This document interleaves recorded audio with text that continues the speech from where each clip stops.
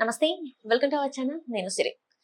Jaganmohan Reddy గారైతే netizens తోని trolling కి గురవుతున్నారు. అది ఎందుకు ఏంటి అనేది మనకి వివరించడానికి మనతో పాటు ఉన్నారు ప్రముఖ సీనియర్ జర్నలిస్ట్ జగదేవ్ గారు. నమస్కారం సార్. నమస్తే.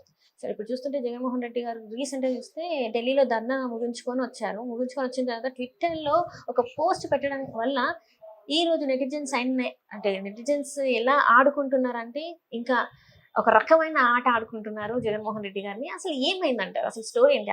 ఇంత ఆడుకోవడానికి గల కారణం ఏంటి అసలు? యాక్చువల్గా 2019కి ముందు ఏదైతే లోకేష్ గారు ఏం మాట్లాడినా ఆయన పప్పు అని రకరకాలుగా విమర్శలు చేసిన వ్యక్తులు, ఆయనకి మాట్లాడడం రాదు, మాట తీర్చడం వ్యక్తులు, ఆ తరువాత ఆయన ప్రతిదీ పెర్ఫెక్ట్ అయిపోయి ఓవర్కమ్ అయ్యి వచ్చేసాడు ఆయన లోకేష్. వీళ్ళల్లో మంత్రులు కూడా ఇంక్లూడింగ్ మాజీ ముఖ్యమంత్రి, మాజీ మంత్రులు అందరూ కూడా తడబడడం స్టార్ట్ అయిపోయింది. ఇంకా జగన్మోహన్ రెడ్డి గారు పేపర్ చూడకుండా చదవలేరని విమర్శలు వచ్చాయి, చాలా ట్రోల్స్ అయ్యాయి.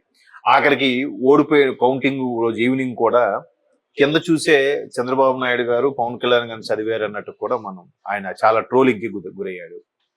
అంతకుముందు ఆగస్టు 10కి సంబంధించి కూడా వాళ్ళ మంత్రులు, వైసీపీ మంత్రులు ఇప్పటికీ స్వతంత్రం వచ్చి 120 ఏళ్ళు అయిన సందర్భంగా 75వ స్వతంత్రం తెలుసుకుంటున్నాను. 120 ఏంటి, 75 ఏంటి అంటే తలా తోక లేకుండా మాట్లాడిన వాళ్ళకి కూడా చాలా ట్రోల్స్ గురయ్యారు. ఆ తర్వాత ఆయన ఏదో ఈ నేషనల్ మీడియాకి ఇచ్చిన ఛానల్లో లేదా ఎన్నికల ముందు కొన్ని ఇచ్చిన ఛానల్స్ లో కూడా అసలు అభివృద్ధి ఏదంటే చెన్నైలో హార్బర్ ఉంది కాబట్టి అభివృద్ధి అయింది, ముంబైలో హార్బర్ ఉంది కాబట్టి అభివృద్ధి చెందింది, ఇక వైజాగ్ లో హార్బర్ ఉంది కాబట్టి ఇది అభివృద్ధి చెందుతుంది, అందుకే క్యాపిటల్ పెట్టుకున్నాం ఏదో చెప్పడం, దాన్ని మళ్ళీ ట్రోల్స్ చేయడం. తర్వాత ఇంగ్లీషు స్కూల్స్ పెట్టుకుంటే జగన్ మామయ్య అని చెప్పి ఒక అమ్మాయిది ట్రోల్స్ చేయడం చాలా చూసాం. సరే, ఇప్పుడు లేటెస్ట్ గా ఏంటంటే జగన్మోహన్ రెడ్డి గారు అబ్దుల్ కలాం, మాజీ రాష్ట్రపతి దివంగత స్వర్గీయ డాక్టర్ ఏపీజే అబ్దుల్ కలాం గారు వర్ధన్ సందర్భంగా భారత ప్రథమ పౌరుడు, మాజీ ప్రథమ పౌరుడు అనే సందర్భంలో ఆయన ఏదో ట్వీట్ చేశారు. ట్వీట్ చేస్తే వర్ధంతని ట్వీట్ చేస్తే వెంటనే దానికి ఆయన ప్రథమ పౌరుడు, ఈయన అధమ పౌరుడు అన్నట్టుగా నెటిజన్స్ ట్రోల్స్ చేస్తున్నారు. వీటితో పాటు ఇంకేం ట్రోల్స్ చేస్తున్నారు? ఒకప్పుడు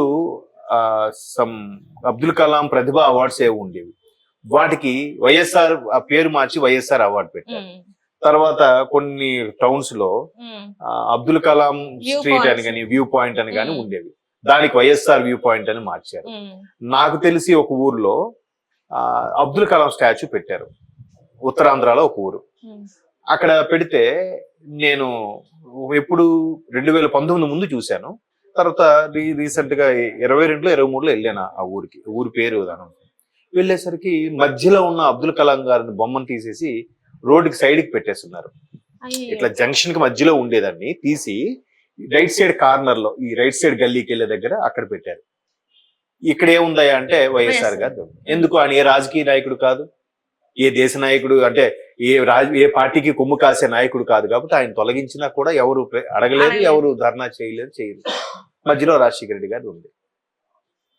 ఎట్లా ఉంటారు చూడండి. మరి అలాంటి వ్యక్తి పేర్లు మార్చేసిన వ్యక్తి అప్పుడు గుర్తు రాలేదా? అరే, అబ్దుల్ కలాం ఒక గ్రేట్ సైంటిస్టు, భారత ప్రథమ పౌరుడిగా చేశాడు ఆయన, డిఆర్డిఏకి ఎంత సేవలు అందించాడు ఆయన లాంటి మహానుభావుల ప్రతిఫలమే మనకి అనుదేశంగా అవతరించింది. ఆయన పేరు తంబి దొర, కేరళ అతను నంబియారు లాంటి మహానుభావుల వల్ల దేశం ఈ రోజు ఎంత రక్షణ వ్యవస్థలో ఎంత ముందుకెళ్తుంది. మరి ఎక్కడ గుర్తుంది? ఆయన పేర్లు, ఆయన వ్యూ పాయింట్ పేర్లు మార్చేసి వైఎస్ఆర్ పేర్లు పెట్టేసి ఎన్టీఆర్ యూనివర్సిటీ కాస్త వైఎస్ఆర్ యూనివర్సిటీ, ఇలాగ ఎన్ని చేసి ఇప్పుడు పెడితే జనాలు మర్చిపోయారు అనుకుంటారా ఏంటి? ఆ పర్టికులర్ వాళ్ళ ఛానల్లో ఏదైతే ఉందో అది చూపించేస్తే అబ్బా ఇదే అంత మనుషులు ఇన్ఫ్లుయెన్స్ చేస్తుంది అనుకుంటారా ఏంటి? ఇదే మొన్న జరిగిందా? 164తో కూటమి గెలుచుకుందా అంటే అర్థం ఏంటి? ప్రతిదీ మనల్ని అబ్జర్వ్ చేస్తున్నారు అని ఒకటి ఉంటుంది కదా. అంటే చెడు మంచి అని అడుగుతున్నారు. చెడుగా అబ్జర్వ్ చేసే వాళ్ళు ఉన్నారు, మంచిగా అబ్జర్వ్ చేసే వాళ్ళు ఉన్నారు. సో అలాగ అబ్జర్వ్ చేసేటప్పుడు అరే నేను ఇలా పెట్టడం వల్ల మనమే ట్రోల్స్ అవుతాం కూడా ఫీలింగ్ లేదు. ఇప్పుడు నిన్న కూడా ప్రెస్ మీట్ లో చెప్పారంటే 36 మంది కార్యకర్తలు ఓచుకోత కోయబడ్డారు అన్నారు. 36 మంది పేర్లు మీరు చెప్పగలరంటే చెప్పలేకపోయారు. మళ్ళీ ఎందుకు ఎలా స్టేట్మెంట్ ఇస్తారు? ఏదో లోకల్ గా కాబట్టి నేను ముఖ్యమంత్రి, నా చుట్టూ మంది మార్పు ఉంటుంది, సెక్యూరిటీ ఉంటుంది, నేనేం మాట్లాడాలో చెల్లిపోద్దని మాట్లాడేశారు. ఇప్పుడు అక్కడ కూడా ఎలాగే మాట్లాడితే అలవాటు మీద మాట్లాడితే ఎవరు ఊరుకుంటారు? అక్కడ సమాధానం చెప్పలేక ఆయన తిరిగి వెళ్ళిపోవడం. అసలు నాకు అర్థం కానిది ఏంటంటే అసలు చాలా ఇంటెలిజెంట్ పీపుల్ లో మంచి బిజినెస్ మ్యాన్ అటువంటి వ్యక్తి అసలు ఎవరు ఆయన గైడ్ చేస్తున్నారు ఇలాగ రాంగ్ ప్రతిదీ తడబడుతూ మాట్లాడడం, పేపర్ లేకపోతే మాట్లాడలేకపోవడం, ఇట్లా రాంగ్ కన్వే చేయడం, అక్కడ ఢిల్లీలో జంతర్ మంతర్ ధర్నా చేస్తే మనకి ఏదో హైప్ వస్తుందని ఎవరు సజెషన్ ఇస్తున్నారో కానీ నాకైతే ఆశ్చర్యంగా అనిపిస్తుంది. అంటే ఇవన్నీ కూడా వేరే వాళ్ళు చేపిస్తేనే చేస్తున్నారంటారా? అంత ఇదేం కాదని నాకు అదే అనిపిస్తుంది. మరి అలాంటప్పుడు అది ఎట్లా? ఇప్పుడు ఇక్కడ రైతుల సమస్యలు ఉన్నాయి, లేదా వరదలు వచ్చాయి, గవర్నర్ ప్రసంగం మీద మాట్లాడాలి, లేదా గుడ్డ రాష్ట్ర పరిస్థితి గురించి మాట్లాడాలి, దొరికే ఒక్క అవకాశం కూడా మాట్లాడకుండా ఢిల్లీ వెళ్ళిపోయి అక్కడ ధర్నా చేస్తే ఇక్కడ ప్రజలకు నువ్వు ఎంత ఐడెంటిఫై అవుతారు? మీరు ఎక్కడుండి ధర్నా చేస్తే కదా మీరు ఐడెంటిఫై అవుతారు. మరి అక్కడికి వెళ్ళారంటే అర్థం ఏంటి? ఓహో, అక్కడికి వెళ్ళి లాబింగ్ చేసుకుని ఇండియా కూటమిలోకి ఎంటర్ అవబోతున్నారా అనే సంకేతాలు అందరికీ వినిపిస్తున్నాయి, అందరికీ అనిపిస్తున్నాయి. మరి అక్కడికి ఎవరు గైడెన్స్ ఇస్తున్నారు? ఈయనకి ఎవరైనా గైడెన్స్ ఇస్తున్నారా, తీని అలా ఫాలో అవుతున్నారా అనేది ఆశ్చర్యంగా అనిపిస్తుంది. ఈయన చాలా తెలివైనడు, చదువుకున్న వ్యక్తి, మంచి బిజినెస్ మ్యాన్. ఎట్లా వెళ్ళడం ఏంటి? ఇప్పుడు అబ్దుల్ కలాం మీద పెట్టారు, పెట్టకపోతే ఏమి ట్రోలింగ్ లేదు కదా. ఇప్పుడు మాజీ ముఖ్యమంత్రిగా నేను పెట్టమని ఎవరు అడగలే, పెట్టారు. పెట్టిన తర్వాత గతంలో మీరు చేసినవన్నీ ఎవరు ఇవాళ రేపు సోషల్ మీడియాలోను, యూట్యూబ్ లో, సర్వర్స్ లో ఎప్పుడెప్పుడు జరిగిన కూడా కొడితే వచ్చేస్తున్నాయి. ఒకప్పుడు కాదు, ఇది ఇప్పుడు పేపర్లో పడిందిరా, ఏ డేట్ లో పడింది, ఎప్పుడు పడింది, వెతికి లైబ్రరీకి వెళ్ళి వెతికి ఆ తీసి క్లిప్పింగ్ వేసి వాడాలి. ఇప్పుడు అలా లేదు కదా, ప్రతిదీ ఏదైనా గూగుల్ తల్లి ఇచ్చేస్తుంది, పెట్టేస్తున్నారు. ఇమీడియట్ గా పెట్టి దాన్ని షేర్ చేసి ట్రోల్స్ చేస్తున్నారు. చాలా జాగ్రత్తగా ఉండాలి. మనం ఇవాళ ఒక స్టేట్మెంట్ ఇచ్చామంటే వెంటనే 2 రోజుల తర్వాత వెళ్ళి దాన్ని పట్టుకుంటున్నారు వాళ్ళు. మరి ఆయన పేర్లు మార్చేసి ఆయన విగ్రహాలు పక్కకు జరిపేసిన తర్వాత ఇప్పుడు ఆయన వర్ధంతికి దిగ్భ్రాంతి వ్యక్తం చేయడమో లేదా మౌనం పాటించడమో చేస్తే నెటిజన్స్ ఎందుకు ఊరుకుంటారు? ఊరుకోరు కదా. అంటే ఈయన కూడా అవసరానికి వాడేసుకుంటున్నారు. అప్పుడేమో అవసరానికి పేర్లు చేంజ్ చేశారు, ఇప్పుడేమో అవసరానికి ఇలా వాడుకుంటున్నారు. నిజమే, వాడుకోవచ్చు. రాజకీయ నాయకుడని ఎండకి ఆ గొడుగు పడుతూనే ఉంటాడు, కాదనట్లేదు.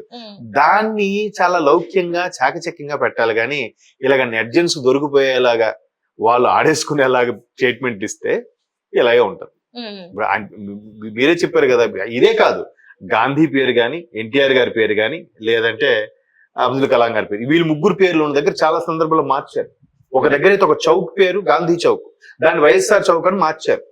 మార్చితే ఇప్పటికీ దానికి అలాగే పిలుస్తున్నారు. గాంధీ అలవాటు మీద గాంధీ చౌక్ అనేస్తారు కానీ వైఎస్ఆర్ చౌక్ దగ్గరికి వెళ్దామని ఏమంటారు?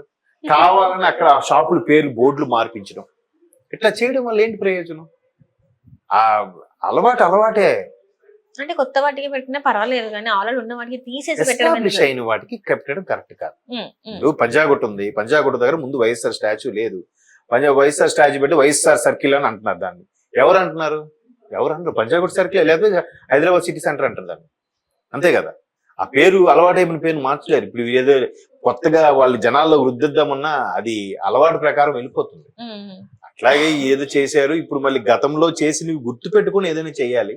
అలా చేయకుండా గుడ్డిగా ఇలా చెప్తే మాత్రం నెటిజన్స్ రెడీగా గన్స్ పట్టుకుని రెడీగా ఉన్నారు, ఎప్పుడు ఎత్తడు ఏ కౌంటర్ వేద్దామా అని.